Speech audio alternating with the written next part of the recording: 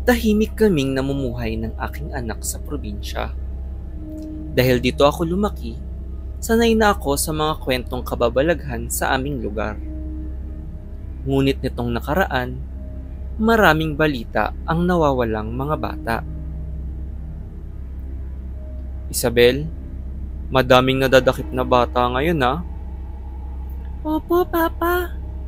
Hindi na po ako lumalabas kapag gabi. Maaga na rin tayong magsara ng mga bintana. Nung mismong gabing iyon, hindi ko inaasahan na dadalaw din pala ang nangunguha ng bata sa amin. Narinig ko na lang na sumigaw ang aking anak at napatakbo ako sa kanyang kwarto.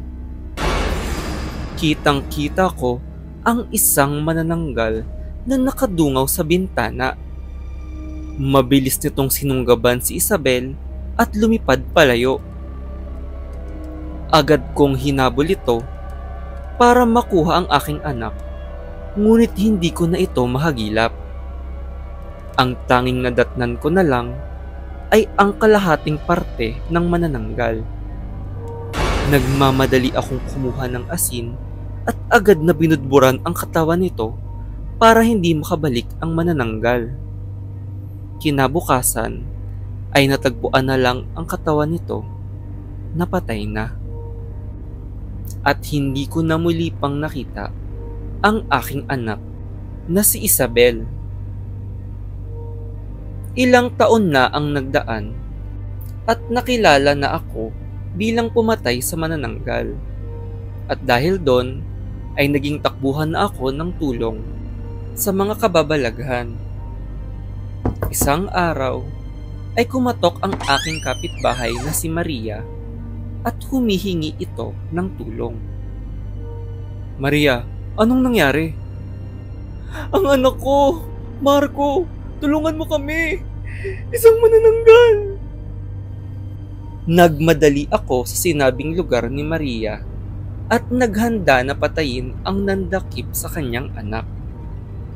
Pagdating ko, ay tumambad sa akin ang isang nakakahilakbot na pangyayari. Nilalamon na ng manananggal ang anak ni Maria at mistulang wala ng buhay ang bata.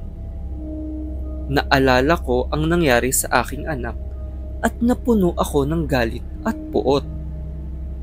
Agad kong dinukot ang aking itak at pinugutan ng ulo ang manananggal.